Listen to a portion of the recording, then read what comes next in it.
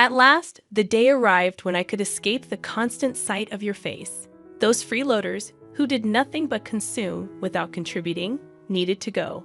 They should be grateful for the charity they've received all this time. Understood, I declared. I won't be coming back. Thank you for everything until now. Swiftly, I gathered my essentials and bid farewell to the place I had called my in-laws' home for many years. As I left, my mother-in-law wore a satisfied expression, relishing my departure. However, only I harbored a certain poignant truth. My name is Sarah. I'm 32 years old and work remotely from home. Married to Alan for 5 years, our marital bliss took a turn in our 4th year when Alan's previously robust father fell ill, necessitating our presence and care. Initially resistant to the idea of living with my in-laws, I acquiesced due to Alan being their sole source of familial support. Despite contemplating quitting my job for his care, my company permitted me to continue working remotely, considering my past performance. The complications with my in-laws began immediately, familiarizing me with the notorious mother-in-law and daughter-in-law dynamic. Sarah, hurry up and tend to the cooking and cleaning. How long will you be lazy, avoiding your household duties? Scolded my mother-in-law. I'm working right now. What are you talking about? I'm always clicking away on the computer, I retorted. The truth was, amidst household chores and caring for my ailing father-in-law, I utilized my skills to regain my pre-crisis salary. After about 3 months of intense effort, when my earnings matched their previous peak, I felt genuine joy. However, the reason for my relentless dedication lay in the financial reality. Alan's income alone couldn't sustain us. Despite my hopes that life would finally ease up, the struggle continued. I contemplated setting aside some savings, but inexplicably, circumstances grew increasingly challenging. It felt as though the funds in my wallet were in a constant state of decline. Intrigued by this, I scrutinized our expenses and discovered that Alan had been indulging in lavish spending. Furthermore, my mother-in-law exhibited a penchant for extravagant habits. Alan, always eager to please others, extended his generosity beyond work lunches, using our credit cards to fund drinking parties. My mother-in-law, juggling numerous hobbies with friends, liberally paid for lessons and social gatherings. Despite their profligate ways, the burden of household chores and caring for my ailing father-in-law fell solely on me. I found myself covering all our living expenses with my income, making the prospect of saving money seem like a distant dream. Anxious about our financial situation, I approached Alan and my mother-in-law. Alan, mother, it seems we've been spending excessively. If this continues, we'll deplete our finances. Could you please consider cutting back on your expenses? I implored. In response, Alan and my mother-in-law harshly dismissed my concerns. I don't want to appear stingy in front of my colleagues and subordinates. Can't you understand that? Argued Alan. They won't think you're stingy just because you don't pay for them every single time, I reasoned. Maintaining good relationships with your coworkers is important, but what about the trips to the girls' bars? That has nothing to do with work, I pointed out. You just want to have fun, don't you? How about you come home drunk and start talking about it, even if no one asks you? That just means you have a more enjoyable time there than spending time with me. I expressed my frustration. My mother-in-law sided with Alan, laughing off my concerns. I'm glad Mom understands, and she's right, Alan asserted. Meanwhile, my mother-in-law justified her spending, stating, if I didn't go to my classes, I'd just be cooped up at home. I'm taking classes with my friends to enjoy the limited time. I found myself grappling with the harsh words echoing in my ears, labeling me as a terrible daughter-in-law. Their judgmental remarks centered on the fact that I dedicated myself to household chores without earning an income, rendering me, in their eyes, without the right to voice complaints. The notion of being looked down upon by a homemaker left me perplexed. In truth, I worked diligently, contributing a steady income to the household while also managing the housework and caring for my father-in-law. Their skepticism and belittling tone, asserting that working from home couldn't yield much, were disheartening. Even more so, my mother-in-law had apparently fed Alan a distorted narrative, implying that she alone took care of my father-in-law, painting me as an idle homemaker. The injustice of their perception left me speechless. Despite the countless moments when I contemplated leaving that challenging environment, the anchor that held me was my deep concern for my father-in-law. Since the early days of my marriage, he had consistently treated me with kindness, in stark contrast to Alan and my mother-in-law. His expressions of gratitude, acknowledging me as a wonderful daughter-in-law, resonated in my heart. Whenever he required care, he would apologize for the burden while expressing gratitude for my efforts. In these moments, I found solace and purpose in caring for him. I couldn't fathom leaving him to the whims of Alan and my mother-in-law. Father-in-law, it seemed, had been keenly aware of the family's dynamics, recognizing my contributions in maintaining our household's financial stability. His words of appreciation, acknowledging the importance of my efforts, became a source of strength. The anxiety about the fate of this household without my presence was overshadowed by the greater concern for my beloved father-in-law. Thus, I made the decision to personally provide dedicated care until my father-in-law's passing a year later. The somber occasion of his funeral became an emotional battleground for me. Despite my heartfelt grief, my tears were met with disapproval. "Why are you crying so much, Sarah? Father-in-law has passed away. Isn't mourning like this natural?"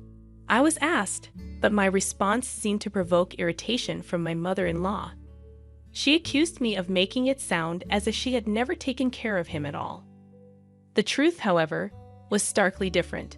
My mother-in-law had hardly been involved in my father-in-law's care. Her preoccupation with hobbies and frequent outings left me as the primary caregiver. Despite my efforts, she portrayed herself as the oppressed and pitiful mother-in-law to outsiders, painting me as the cruel daughter-in-law. In the eyes of relatives, it seemed as though I was being too harsh on my mother-in-law. Even in the midst of mourning, I found myself criticized by those who understood little of the dynamics. Frustrated, I chose to distance myself from the relatives. However, this move did not go unnoticed by Ellen, who approached me with complaints. "You embarrassed Mom in front of everyone," he accused. "That doesn't make any sense. I was only crying about father-in-law's death. Despite that, your mom told me it was strange for me to cry. I never said she hadn't taken care of Dad at all. I just talked about mourning the loss of my father-in-law, whom I had always cared for," I defended myself. In the escalating argument, Ellen accused me of insulting his mother and suggested that if it bothered me so much, I should have cared for his father myself. The clash intensified, prompting the intervention of relatives who finally put an end to our quarrel. Following that incident, I maintained complete silence with my husband. After the funeral proceedings concluded, a lawyer arrived to discuss the inheritance. The lawyer began, "I'd like to discuss the contents of the will regarding your late father's estate. Firstly, to the wife and daughter-in-law Sarah, he's left half of his cash to each of you. To his son Ellen, he's left ownership of the family land and home." My mother-in-law questioned, "What if Alan gets the land and the house? Doesn't that mean all the other assets go to the wife? Why is Sarah receiving an inheritance? She's not related by blood." The lawyer responded, "Your husband was deeply grateful to Sarah for the dedicated care she gave him. He wanted to express his gratitude by giving her part of the inheritance. This decision cannot be changed." Unable to accept this, my mother-in-law accused, "I can't believe it. You were caring for him just to get the inheritance, weren't you?" I defended myself, explaining, "I had a good relationship with my father-in-law since I got married. I took care of him to express my gratitude." My mother-in-law continued with her accusations, suggesting it was psychological abuse. Frustrated, she eventually gave up, and the lawyer continued, "So that was Dad's decision. It's gratitude for Sarah's caring, right? If that's the case, then we have no choice but to follow it. May I continue?" As the lawyer proceeded, my mother-in-law's discontented expression turned into a smile, and she exclaimed, "Yes, that's great. I understand. Confused, my husband questioned her. What do you mean? But my mother-in-law seemed pleased and explained, now that Dad's living is over, it's no longer necessary to rely on Sarah. Her inheritance is nothing more than severance pay. We don't need her in this house anymore. My mother-in-law had misunderstood my father-in-law's will, just as he had intended. In truth, he had discussed this plan with me before his passing. He wanted me to be free from the constraints of this house after his demise. Using the will, he cleverly deceived my husband and mother-in-law, making it seem natural for me to leave, just as he had planned. My mother-in-law, misinterpreting my father-in-law's intentions, saw the will as an opportunity to eject me from the family, concealing my actual desire to leave. I responded to her shock by saying, "Father-in-law, why would you treat me like this? Even to Dad, I was just someone taking care of him. Ellen, you can't understand Sarah anymore, right? Why don't you just divorce her?" Looking at Ellen with tearful eyes, I pleaded, and after contemplating for a moment, he agreed. You know what? Let's get a divorce. I've inherited the family home and land, and Mom got some money too. There's no longer any need to worry about living, so there's no problem if Sarah goes. What do you mean by that? Just what I said. I feel bad for asking, but could you leave our house and agree to the divorce? Understanding that there was no place for me there anymore, I agreed. Understood. I guess there's no place for me here anymore. With a hint of restraint, I retrieved a document from the drawer and handed it to my husband. It was a notice of filing for divorce, prepared after our previous argument. My husband promptly signed it, expressing, "Finally, I don't have to deal with you anymore. A non-working freeloader should just get out. You should be grateful for us having put up with you, a total freeloader. Is that so? Okay, I understand. I'll leave. Thank you for things up to now." As I left, my mother-in-law appeared elated, unaware of what would transpire in the future of their house. Once out of their home, I wasted no time and immediately submitted the divorce notice to the city hall. Arriving at the apartment I had rented in advance, the spacious room echoed with my joy as I exclaimed, "Finally, I can be by myself. This is great." I felt overwhelmed with joy to be liberated from a challenging marriage. My heartfelt gratitude extended to my father-in-law for devising the plan that enabled my escape from my in-laws' home. Subsequently, I embraced a comfortable life living on my own, appreciating the newfound freedom and the ability to continue working remotely, a skill I had cultivated during my time at my in-laws' place. Having honed my time management skills, work flowed smoothly and my income increased, allowing me to lead a comfortable life free from interference. However, my peaceful existence took an unexpected turn when my ex-husband, Alan, called me out of the blue. Perplexed, I questioned, "It's been a while. Why are you calling me? Weren't you the one telling me to disappear?" "Sarah, please help us. We're in a pinch," Alan pleaded. I chuckled, finding the situation ironic. What kind of joke is this? My salary hasn't changed, but for some reason, you're running out of money. We can't live like this. With a laugh, I decided to deliver the final blow.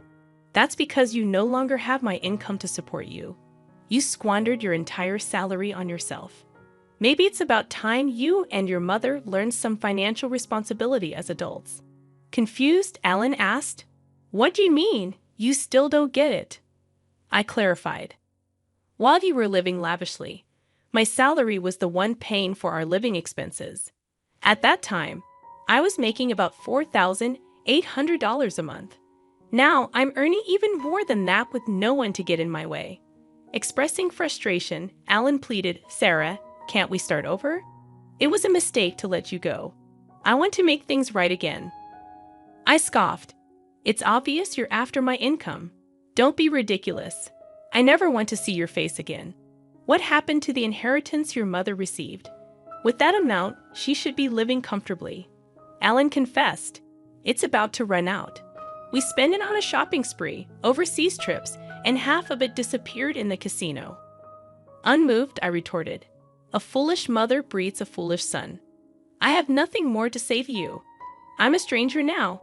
and I can't do anything for you, nor do I want to." Desperate, Alan implored, "Don't be so heartless. Help me. This has nothing to do with me. There's nothing more to talk about." I'm hanging up. "Don't call me again," I declared before ending the call and promptly canceling the contract for the mobile phone I was using. A year later, passing by my mother-in-law's house, I discovered it had become an empty lot, likely sold due to financial struggles. Unperturbed, I continued with my newfound spare time, attending a wine class I had long been interested in. There, I met a man 2 years my senior who took me seriously. After a year and a half of dating, we got married. He is the ace of a well-known company, humble despite his high salary, with a warm and wonderful character. We respect each other's careers, leading to a fulfilling married life.